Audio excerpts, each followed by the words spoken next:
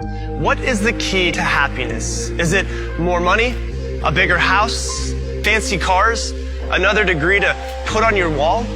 Well, it turns out it's actually none of those.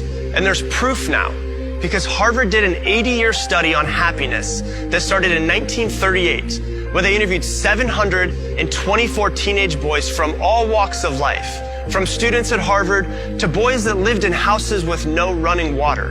And overall, there was one key factor to a person's happiness, no matter where they came from or how successful they did or did not become.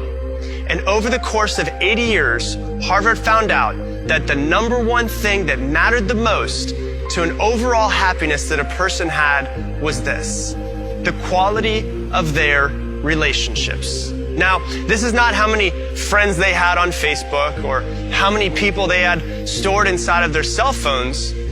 Quality and the depth of their closest relationship.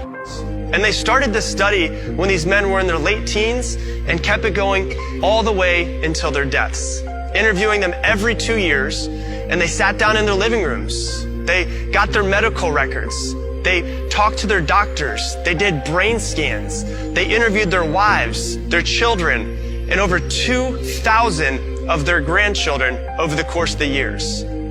And over again, they found that happiness or lack of happiness came from their relationships. But there was one interesting finding that the professors did not expect. The Harvard professors learned that the happiest people in the study were not only deeply connected with friends and family and their community, but they actually lived longer than those that were not. And they realized that social connections keep us healthier. And loneliness is toxic.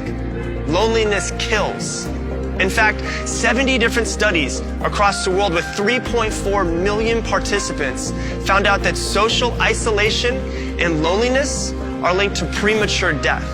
And they found that the men that had the greatest levels of satisfaction in their relationship when they were 50 years old were the healthiest. And the ones that had the lowest levels of satisfaction in their relationships at 50, they didn't even make it to their 80s. So, what can we learn from these men over this 80-year study?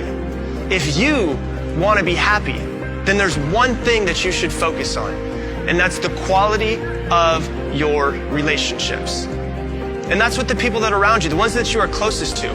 Sure, go out and get the success you want, the money, the house, the cars, the business, or whatever else that you desire. That's your prerogative. But don't think that those things will make you happy.